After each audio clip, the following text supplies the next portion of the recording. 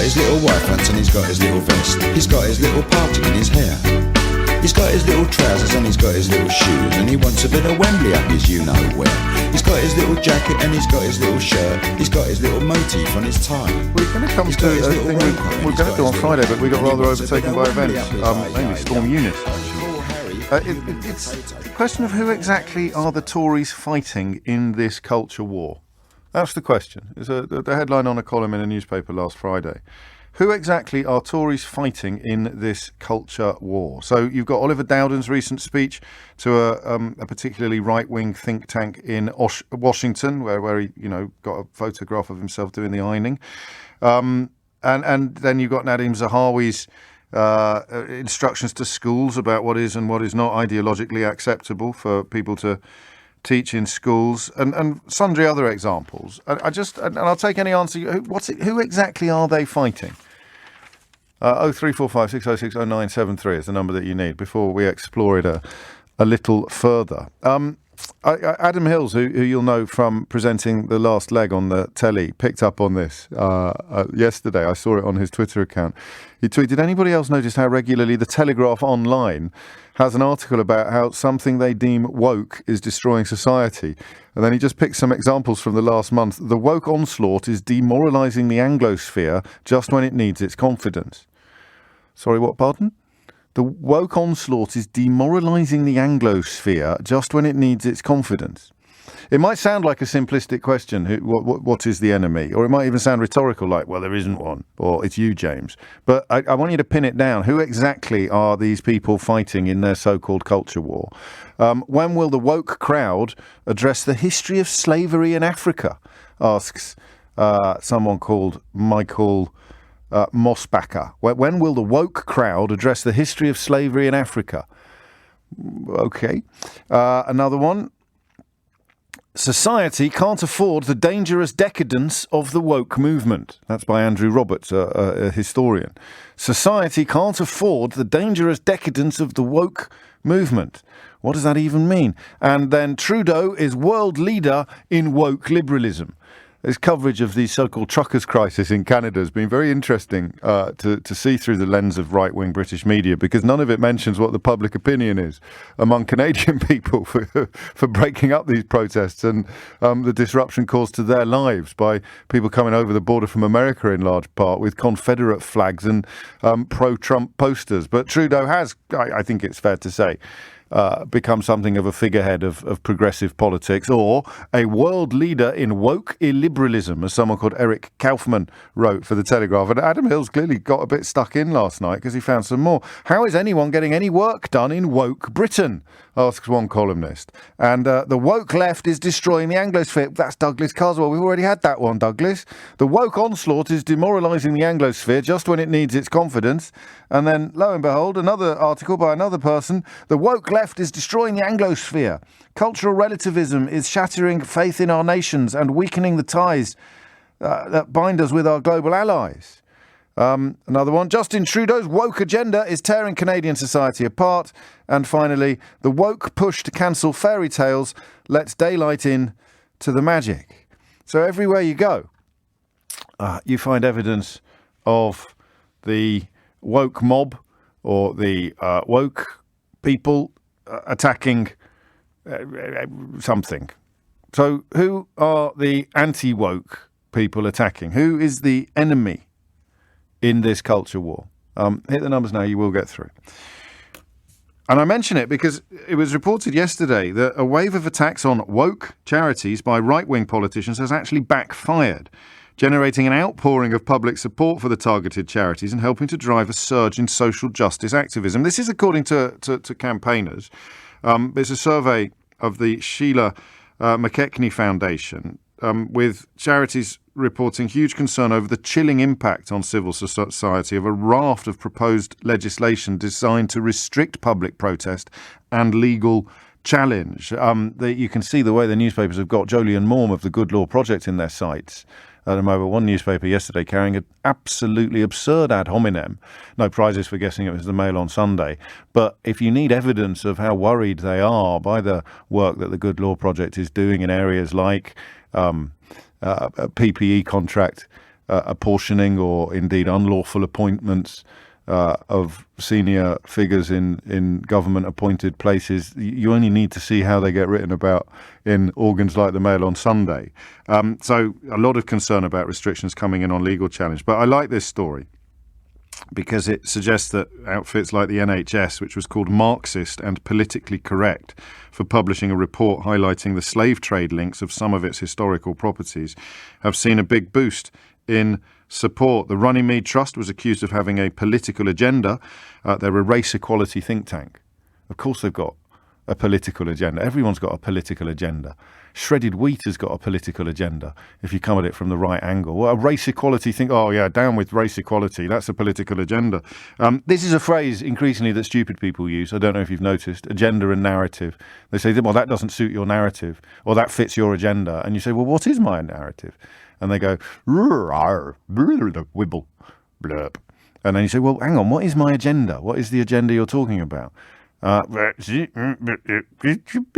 don't have an answer to that. Or rather, they do, but they won't say it out loud, which brings us back to political correctness, doesn't it? What do you mean when you say that? Well, what is my agenda? Well, James, you obviously think that people should be treated the same regardless of what colour their skin is or their sexuality. But you can't say that that's my agenda after you've tried to malign my agenda, because that would involve publicly admitting that you're homophobic and racist, and they're still not quite ready to do that yet. So that's my answer to the woke question. Who are the enemies in this culture war? People who think you should be treated the same regardless of your ethnicity or sexuality, gender or otherwise. And that's why the trans debate fits so neatly and conveniently into their rhetoric, because a lot of us still find that quite complicated, still find that quite difficult in ways that I don't find race equality or sexual equality or equal treatment of homosexuals in any way complicated. So that's why the whole woke thing is actually built upon continuing confusion regarding transgender issues. It's just my opinion. So who do you think the enemy is? Just let me know. And you could use your favourite examples as well. 0345 6060 973. Who exactly are Tories fighting in this culture war? Answer: people who think you should be treated the same regardless of your ethnicity or sexuality. If you've got a different answer to that, I'll take it. And if you don't like my answer, you need to tell me what yours is. So whenever you hear someone talking about woke, leaving out the transgender debate stroke conversation, okay, that's the caveat in this conversation. Talking about the National Trust, it's got nothing to do with transgender people. What exactly are you cross about when people are covering the National Trust's historic links to slavery, or some of its properties' historic links to slavery? Answer: well, ultimately, the more disgusted you are by slavery, the more convinced you are that people should be treated the same according to the colour, regardless of the colour of their skin. And if you don't like that, you're not comfortable with that, then obviously you're anti-woke. I find it fascinating because if you're a liberal in the purest and best sense of the word, you're quite reluctant, actually. I mean, you constantly get accused of thinking everybody else is racist, but you're very, very reluctant to believe it. But when I come to the woke debate, it's the closest we've come in my lifetime, certainly in my career as a phone-in host. It's the closest people have come to actually owning it in public, doing what Steve Bannon told them to do, and wearing the accusation of racism with pride. What other reason can there be for opposing kneeling footballers or the National Trust publishing information about the history of its own properties? What other reason can there be? Listen, that's not a rhetorical question. Maybe there is another reason. But when you actually boil it down to who exactly are Tories fighting in this culture war, the only answer that fits the fact, as far as I can tell, is people who think that racism and homophobia and all the other isms are wrong. What other answer can there be? Who exactly are Tories fighting in this culture war? Answer: all right, I'll give you a slightly more generous one. And I want your answers as well, or you can agree or disagree with me. I think, and this is the English answer to the question, who exactly are Tories fighting in this culture war? I think I'm qualified to say this because I think I used to suffer from it. The way that we're taught history in this country creates an idea that there is something unique about us. I remember looking at the map of the empire and marvelling at how much of the world was red, how much of the empire we had conquered or overcome or occupied.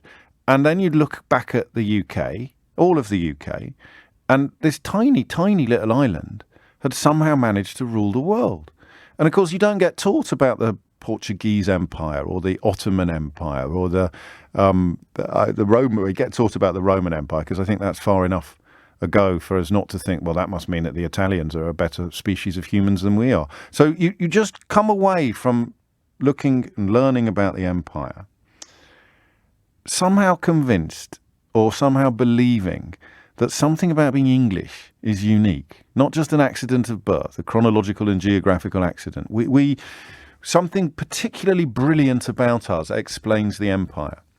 And if you then start exploring more deeply issues like slavery and exploitation, I think, and if I'm describing you now, I hope you'll feel welcome on the programme, I think you feel that something precious is being taken away from you. I'm thinking of me as a kid looking at that map and thinking, wow, we're amazing. Look, go us. Look at that. Britannia rules the waves. Whereas actually Britannia waves the rules. There would have been no empire without slavery and without exploitation and without epic theft from other countries. An absolutely appalling behaviour, at which point you go, oh, you're cancelling all the good stuff. No, I'm not. I mean, you know, stick the good stuff on a platform. Give it all the good stuff. All up with the good stuff. Go the good stuff. But this is my theory, and I'm fascinated by this issue. It is and especially when you get that question so right, who exactly are Tories fighting in this culture war? They're fighting people that understand that the bit of rock you're born on does not imbue you with superpowers. And now think about Brexit and tell me I'm wrong. Look at all those people that I just read from Adam Hill's Twitter feed. Every single one of them a Brexit supporter, almost definitely. They talk about the Anglosphere because it's the closest you can get to being hugely racist without actually saying I'm hugely racist. What's the Anglosphere? Well, people who are more like us than they speak English, you know. Still Johnny Foreigner, but at least they speak the old Queen's English. It's so clear when you think of it like that. People believe. This is why also you will then get accused of hating your country. You see, if you merely point out that being born on this bit of rock has not imbued you with any superpowers. What makes you special is how you behave, not where you were born. What makes you special, what makes you valuable, what enhances your humanity is how you treat other humans. So this is James O'Brien's theory of woke, version 376. What or who exactly are they fighting? Well, they're fighting people who are making it increasingly difficult to cling to the notion that being born on these islands imbues you with some special quality. And that's a nicer analysis than the racist or the sexist or the homophobic analysis. So I give you that. 03456060973. I give you that. Who exactly are Tories fighting in this culture war? Answer, people who are making it almost impossible to continue clinging to the idea that being born on this island gives you some sort of superpower. I'll tell you what, Keith, I think I've gone and solved it. If you're just tuning in, you won't be surprised to learn that I'm giving myself an almighty pat on the back. I think I've just solved the mystery of woke, why it's such a big thing. And leaving aside the transgender debate, which politicians are generally too cowardly to allow reasonable discussion, I'm confused. I find it confusing and very difficult, and every time I try and wade into it I end up hurting someone, and I don't want to hurt people. So that's leaving that aside. The National Trust flavour of woke, that side of stuff, the Black Lives Matter flavour of woke, what is it exactly that people are so scared of and so angry about? I think the answer to that is they are scared of the knowledge, which is there somewhere inside, but they're not prepared to admit it yet. The knowledge that where you're born doesn't really make much difference to who you are. You can learn values and things like that, but in terms of being special, I guess it goes back to war. How on earth am I going to persuade you to go and try and kill that fella over there who's got a lot more in common with you than I do? I'm a king, for God's sake. Answer, cry God for England, Harry, and St. George. Jake's in Greenwich. Jake, what do you reckon? Hi there. Yeah, it's a really interesting conversation. And, it's only just started. Let's not get carried away. yeah, that's very true. That's very true. But I do believe that there are, some really core elements to this whole woke debate that have been kind of used for essentially a very long time. And my opinion is these kind of conversations are created to really divide us. Yeah. They take elements of society, and they kind of capitalize on those things in order to distract people and make people feel apart and different to others. The best line I heard was that if we weren't having a culture war, we'd be having a class war. And a class war, of course, would be in the interest of the massive majority of the population, whereas a culture war isn't really in anybody's interest except those who would be on the wrong end of the class war. Absolutely. Well, we'll always find something to separate us from other people. Yes, but that's true. But I suppose the question I'm asking today is a sense of why does it work? And the answer I've come up with is that because it's really precious to people, the sense that by dint of being English, they're somehow better than others. And that is so precious to them that pointing out that it's a bit daft is... Well, it's treachery. It's the worst imaginable offence. It's country-hating, leftish, woke nonsense. Whereas actually it's just factual and logical. But that's why the reaction is so emotional. Well, I do believe that there's some level of kind of profiting from the ignorance and profiting from people's fears of being silenced, fears of being kind of oppressed. And what this conversation really does is it really makes people feel like they are being targeted, that they are at risk. Whereas when you look at But at risk of what? At risk of what? At risk of being the same as everybody else? At risk of... Of course it is, isn't it? Well, hang on a minute. I might not be able to articulate this, and I'm certainly not going to say it out loud, but I don't think everybody should be treated the same, because I've convinced myself, rightly or wrongly, that I'm on the right side of the discrimination. So why on earth would I want to give up my privilege? Well, you know what? I think that the real risk that we're talking about here is, I think it's a risk of losing what you have. And I feel like in this country, we have this idea that we have something that nobody can take away from us, and we're so protective over it. And what this conversation really does is it kind of taps into our natural kind of protective nature. Yeah. This is our culture. This is who we are. And it really, if you were to... That's why they need flags. That's why they need flags, because you can't really use words to describe what you're describing, and with a big flag you don't need words or explanations or facts. You've just got a flag and you jolly well salute it, or you can clear off.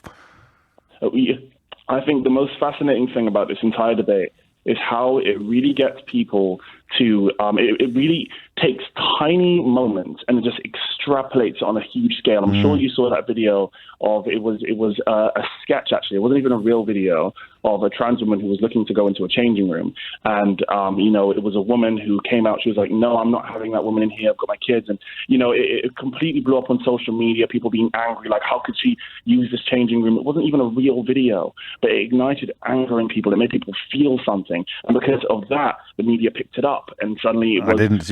Amazingly, I didn't see that. Although I do, for reasons that are pretty clear, generally leave the transgender debate out of this, because I think a lot of the responses that you might describe as extreme, I wouldn't necessarily. I think some of the arguments on either side of that terrible, febrile debate are valid, and of course that paints two targets on your back. Now you come under attack from both sides. But leaving the transgender debate out of things, focusing, because there's nothing peculiarly English about that. For me, they've co-opted the transgender debate in order to shore up the stuff that is xenophobic or is exceptionalist. So what is it why would you be frightened about National Trust properties teaching a little bit more about the history of National Trust properties and links with slavery?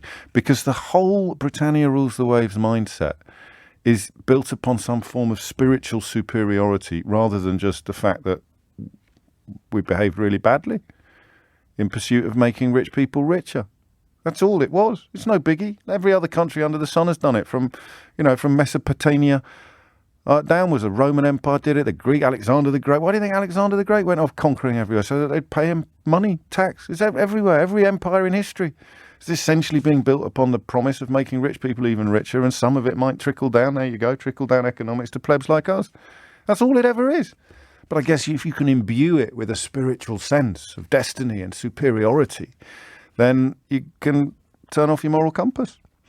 Why you'd still want to turn your moral compass off 200 years later is, I guess, at the heart of the questions we're asking today. Angus is in Bethnal Green. Angus, what do you reckon? Afternoon, James. Cracking show as always. Well, you're very kind. I think that because Brexit is such an unmitigated disaster. How dare you? Country. Yes. That they're using their mates as swivels on the right-wing papers to whip up this hysteria to deflect from the actual fact. It's chicken and egg, isn't it, Angus? Because they need something. Even if Brexit was going well, they'd need a new enemy, wouldn't they? Yes, well, it's the modus operandi of the current Conservative government. They got rid of the decent ones, and now they've just put a bunch of swivels in there. It feels that way. Why does it work, though? Why do perfectly nice, ordinary people end up convinced that the National Trust is their enemy? I don't know. There's something peculiar in a certain part of the British psyche, so a certain part of the population that look for scapegoats. Yes. And it's easy to blame people with different coloured skin or religious beliefs or. But I know what I prefer. thought. Yes, but actually, flipping it upside down, it becomes a less offensive analysis. It's not that you think. It's not that you're a racist or you just think that what you've got by dint of being born English. Was it Prince Philip who said, Ron suggested that in the lottery of life to be born British is to have won first prize. I don't know if it was Prince Philip, he was born Greek.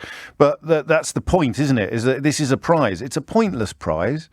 But English exceptionalism. If it's the only prize you've got, then you're jolly well not going to let anybody take it away from you. Yes, it's a fear as well, a fear of change. Yes. Because the status quo you think suits you. And that's the great mystery of 20th century politics. Well, every century politics is, why are you in support of something that actually discriminates against you?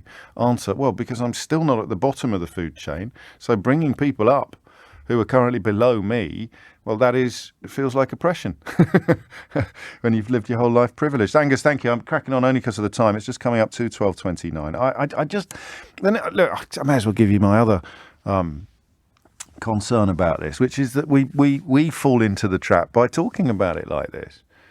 So, there's a reason why they make these ludicrous speeches and publish this ludicrous guidance and attack these charities. The RNLI came under attack, didn't it, not long ago? Actual lifeboats came under attack from the rhetoric of the anti-woke mob. And you respond to it by pointing out how ridiculous it is. And in doing so, you perhaps inflate the conflict. By laughing at the culture war, do you inflame the culture war?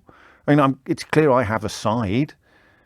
And therefore, simply by articulating my thoughts and position, does the culture war then get bigger? I don't know. But unless you've got a better explanation, so you consider yourself to be anti-woke, I'm asking you what that means, and you're anti-people or anti-ideas or anti-knowledge that challenges your perception of yourself as being special because of the place where you were born or where your granddad was born. I think we've solved it. I mean, you won't be surprised to learn that I think I've made some astonishing discovery, and no doubt there will be hundreds of thousands of people listening to this who think that, hang on, James, I worked this out years ago. But it was Cecil Rhodes who said that thing about winning the lottery of life. In the lottery of life, to be born British is to have won first prize. And that's the whole point, isn't it? If that's all you've got, and even perhaps if you know deep down that actually what defines your value as a human being is what you do, how you behave, how you treat other people. It's got nothing to do with an accident, a geographical accident. But that's it, isn't it? How else do you get wars to be fought? How else do you persuade people to go and not just risk their lives, but lose it, sacrifice their lives on the altar of your political ambitions? It's incredible. You make them think that they're fighting for something spiritual. Cry God for Harry, England and St. George. And there it is. So what does anti-woke mean? Well, it means that I am passionately opposed to the idea that my nationality is not a really valuable commodity. My nationality makes me special. And of course, that's supported, or at least it was for my generation, by the way we were taught history in schools. I could go on forever about this. I love it how many times have we talked about this? And I've had a real proper penny drop moment today. And it came from turning around the lazy, more obvious analysis, which is because they all seem to be quite racist, these people. And when they use words like Anglosphere, they're saying it quite a bit out loud, and the dog whistles are so clear, and the government announces there's no such thing as institutional racism, commissions a report. But actually, look at it from the other angle, not about what people hate, but about what they treasure and what they value. That's why the word exceptionalism is more helpful than xenophobia in this context, although they both contain the letter X, as does the word context. You have to be listening earlier to realise why that's not a mad non sequitur. That's what it is. Is that special feeling, that little feeling I got as a schoolboy when I saw how much of the map was red in the 19th century, and it made me, quote, proud to be British, end quote. So the last thing that little 12-year-old schoolboy would have wanted was to be made aware of exactly how so much of the map ended up red, because the more aware you are of exactly how so much of the map ended up red, the more aware you will be that actually there's nothing special about being British or French or German or Mongolian or any of those things. And of course every country thinks there is, whether it's Germany or Russia or France. It's so important to be. And I guess this makes me a globalist, does it? Or a rootless cosmopolitan, as the saying goes, or a citizen of the world, as Theresa May said, and therefore a citizen of nowhere. Oh, this is a lovely moment. I really feel as if, remember those magic eye pictures when we were kids? You stare at it for long enough and you'd see the image that was hidden in all the squiggles. I can see it now. It's a bloody great horse. There it is. 12:36. Don't spoil it for me by ringing in and making me feel stupid. John's in Putney. John, what do you reckon? Well, I think at the end of the day, it all boils down to insecurity and fear. Yes, kind of. Although they're negatives, whereas having a largely unfounded pride in your geographical accident of your birth is not necessarily insecurity and fear. Well, I think the problem is, and this goes back again to the kind of way in which history was taught. It's taught less today. Yes. And I was part of a generation going back quite a long time to the era when we were working on stuff like British declinism, as it was known in the 1970s. Okay. This is something that's been kind of swept away, and it doesn't happen anymore. It's all gone. But it's with us today. And we have to remember that our comparative decline set in 1870. Yes. It wasn't last week. It wasn't sort of hippie 60s teachers. It wasn't the war. This was all going on long, long ago. The empire was too big to sustain Like all empires. It eventually sort of, like a black hole, it implodes on itself, doesn't it? They literally collapse under their own weight. So why now? Why 150 years later why are people so frightened of facts? I think because this nation has uniquely avoided a kind of fundamental reset that so often takes place in other countries. We can look at Germany after the Second World War. Yes. We can look at France in 1789 and the changes thereafter. We have not had a popular revolution. We have not been defeated in war. We've somehow managed to cobble it up together. So we can still cling to the notion that we're special in a way that so a post-imperial reckoning has not happened here. No, even after Suez, we were basically told quite bluntly where to get off in 1956. Yes. It was interesting that there are parallels with Ukraine today. Well, there are. Macron is negotiating the British and the French cobbled together an excuse, a kind of false flag operation involving the Israelis to evade the Sinai, as an excuse to take back the Suez Canal. And why then, what is it you get? Why don't you and me have this? Why do I not feel any need to bolster my self-image with a flag or a picture of the Queen? For some reason, it may be upbringing, it may be all kinds of quite complex factors that means that you tend to sit slightly outside the mainstream. I don't know. I think maybe the woke is the mainstream now, and that's why the anti-woke are getting so spooked, because the fringe is becoming the mainstream. Most people are going to recognise the reality of empire. The more they learn, the more it. So actually, it's privilege feeling like oppression. I think the reason is that the mainstream is not yet in power. Yeah. There is still a sufficient weight of power within, if you like, in other regimes we call it the old guard. Yeah. We use some kind of similar expression. Here we don't do that. We're afraid to confront things by saying kind of the old guard, the state, or whatever. We couch it in all kinds of separate, different phrases. But it means that we're avoiding the issue all the time. And we've been kicking it down the road for for literally 150 years or more. And the so-called anti-woke or the culture war is an attempt to kick it still further down the road. I like that a lot. I really do. I like this as well from Matt. He writes, "Nice to see you figuring out something that the Welsh, the Scottish and the Irish noticed about 1,200 years ago, James." Yeah, all right. Well, better late than never, Matt. Thank you, John. Gabby's in Sittingbourne. Gabby, what do you think? Well, I think that your last caller actually came pretty close to nailing it. Yes, I think I do. that we've not actually come to terms with that here in the UK. Now, I'm from Puerto Rico, so our experience of empire is the Spanish Empire, Yes. which again was really, really big. And I was told from the beginning, how big it was and how amazing it was that Christopher Columbus discovered America. Yeah. But because Spanish isn't the global language, whereas English is, I think that kind of bolsters this sense Yes. of exceptionalism, Yes. because we can still see it in the fact that our language, English, is the language of science, is the language of business, is the language of commerce, is the language of diplomacy, whereas the Spanish saw that stock go down. Yeah. You see, and so they've come to a place- was the end of the Spanish Empire a very sudden event? Was Yes. it? Okay. Well, it kind of. I mean, it was kind of. It was kind of fraught, and for us it was kind of fraught because Puerto Rico got caught then by the Americans. Right, yes. You see? Yes. So we were about to declare independence, like Cuba, Yes. our sister island, and then the Americans came in and nipped that in the bud quite violently. Okay. So for us it's a little bit complicated. So Spanish, the language and the culture, is kind of in resistance and antagonism to the American cultural imperialism. Yeah, okay. While at the same time being our oppressors. You know what I mean? It's I do. Yes, so no, I do. But complex. but I mean, it's like a slowly deflating balloon would be the British Yeah. Empire, whereas for other empires it popped.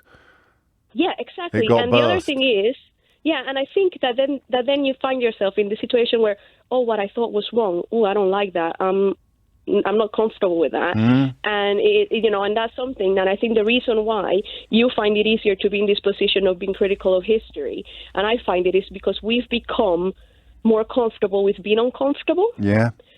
So a lot of people don't like that feeling that they're being told, no, my history is wrong, or, oh, no, my feelings are wrong, or what I thought was true is more complicated. And we have like a human kind of Self-protection thing that almost says, mechanism, says, isn't it? No, I don't want to be wrong. I don't want to be thought of that I've been treating people wrongly all my life. Yeah. Gosh, that's awful. And so we bristle against it. Now, if we don't have... if we haven't had the experience in a way as a nation, as the previous caller was saying, like Germany, like Spain, where they've found themselves collectively in this position, then it becomes more personal and it becomes more visceral, because it's you. They're telling me that I was wrong and that my mom was wrong and that my grandfather was wrong. And that is just, whatever. and that, I mean, Gary points out that he's got family members who are on completely the opposite side of this debate than he is. So that's an example of, it's not just nurture, is it, or upbringing or environment. No. Ben in Leicester says, I'm born in 1995. I've always been force-fed by my parents that what we now call woke is bad. It involves something being taken away from me. But some of us just don't feel that way for a whole variety of reasons. Yeah? Yeah, well, we're more comfortable with interrogating our position in it. Yeah? So we're more comfortable being wrong. Is it because, Gabby, is it because we are a little bit more pleased with ourselves? We're a little bit prouder, perhaps, of what we've done in our lives and who we are, and we don't need to derive our sense of value or worth from 200-year-old events and a completely mythical notion of spiritual superiority. Yeah, and I think it's also got to do with the fact that because we tend to think we tend to ascribe value more to kind of behavior, how we relate to other people. Yes. Exactly, how we relate to other people rather than history. So we're like, well, okay, so that doesn't. Just because I interrogate the past and say, that was wrong, doesn't mean to say that I'm throwing everything in the rubbish bin. It just means that my perspective shifts. And I think a lot of people, with all the uncertainty and the changing face of the world, are finding themselves very uncomfortable with the idea of shifting position. And the harder, the more you... solid. and the more, yes, of course, that. Because even if it's not actually solid, the illusion of solidity is incredibly comforting and reassuring. Yeah, and then I don't know enough history. You see, I don't know about the end of the Spanish Empire. Probably involved Napoleon. Did it involve Napoleon, Gabby, the end of the Spanish Empire? No. No, there you go. I told you I didn't. Thank you, short and sweet. Back to this question, or indeed this solution to the mystery of what is woke, or indeed who is the actual enemy. And it seems pretty clear that what people are terrified of and very furious about, and it goes back to that Cecil Rhodes quote, appropriately enough, Cecil Rhodes, who was in many ways the beginning of this little culture war. It's the idea that you're having something very precious taken away from you when you are essentially taught or reminded that there's nothing special about any nationality or country in the world. They've all at various times, or many of them have at various times had empires and successful campaigns, but we've never really had the wake-up call. We've not with a bang. This is the way the world ends. Not with a bang, but with a whimper. Julian's in Marlow. Julian, what would you like to say? Good afternoon, James. Hello. Firstly, do you want to carry on the discussion about the effect of the Napoleonic Wars on Spain's loss of the empire? If you feel that you're the man for the job, Julian, I'm all ears.